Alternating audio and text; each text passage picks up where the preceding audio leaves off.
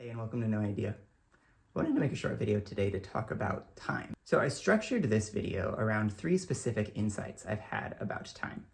A few ways that my perspective on time has shifted. It hasn't made me a master of time, but time and I have become a lot closer than we used to be. And I hope you and time can become a lot closer too. But before you do, quick plug, I'm trying to create a space on YouTube for thoughtful, in-depth philosophical discussion, and it would really help me out if you could subscribe, share, or comment. All of those are super meaningful to me and it helps me get the word out. So thank you. Back to the video on time. So 3 years ago, I started to get really fascinated in the concept of time. I started to read all the books on it. I started to think really deeply about it. And when I think about why I suddenly became interested in it, I think I really can't separate it from mortality. I think time and mortality are deeply linked. 3 years ago, I lost my grandfather.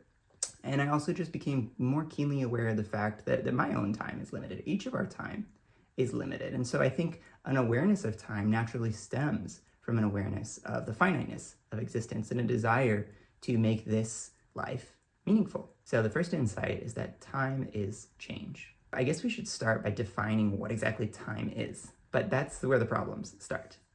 St. Augustine is quoted to have said, "What is time? Well, if no one asks me, I know. If anyone asks, I don't know." And that points to the curious nature of time. We don't really seem to notice it pass until we step outside of experience and think about it. And the thinking about time seems to somehow create the perception of it. So to Augustine, even though the word time seems to point to something substantial, we can't actually find time. For example, let me ask you, how do you know that time has passed? If you think about it, it's because things change. The hand on the clock has changed. We watch children become teenagers, become adults. So I argue that the word time is actually kind of a cold, abstract container, holding some other things in it, mainly change. The way that we relate to time is the way that we relate to change. Being aware of time is being aware that things start and end. Is it any wonder that I became interested in time at the same time that I became more aware that things end? Insight number 2 is that we perceive time when we make comparisons. So if time is change, why is it that we feel time differently at different points in time? Why does time sometimes seem to fly by and other times seem to drag? A few years ago, I noticed something interesting in my meditation. There was always a predictable moment, sometime into the sit, at which meditation started to drag. And when I wondered why that was, I realized the moment was always the one in which I asked, how much time is left? But notice what happened in that moment where the time actually started to drag. It always started to drag as soon as I compared this moment to another one. That's a really crucial insight.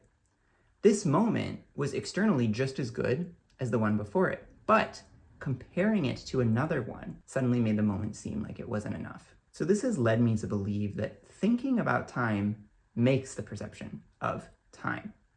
When we stand back from the flow of time, that's when we actually start to perceive time's passing. And in those moments of standing back, we inherently experience time's passing as unpleasant. It's basically what keeps us from the moment that we want. So insight number 3 is that in presence, there is no perception of time.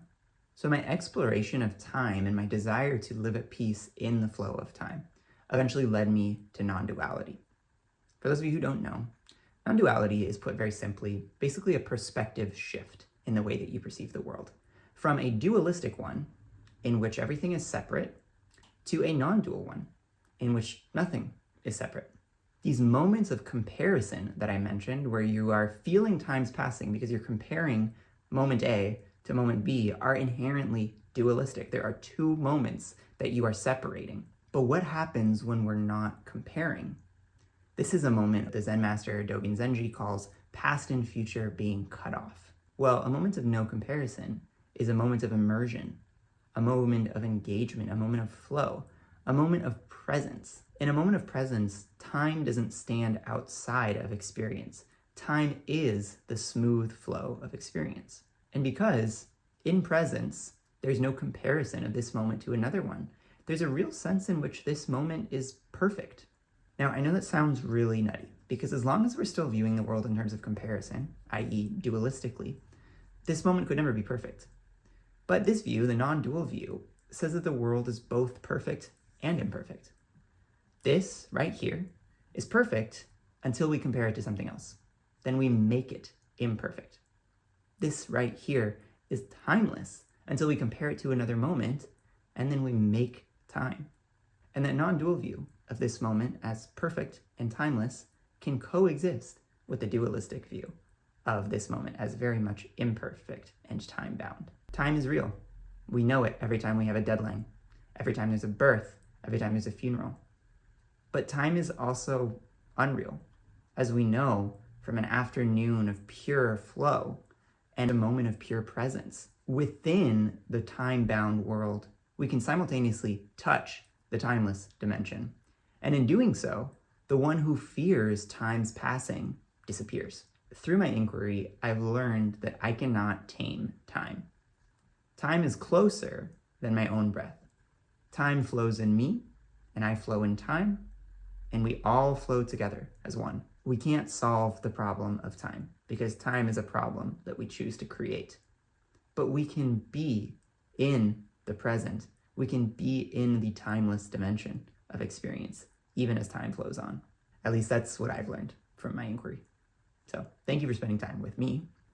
I'd be really curious to hear what came up for you while watching it. You could let me know in the comments. Be sure to subscribe so you can watch future videos at a later time. And just keep being present.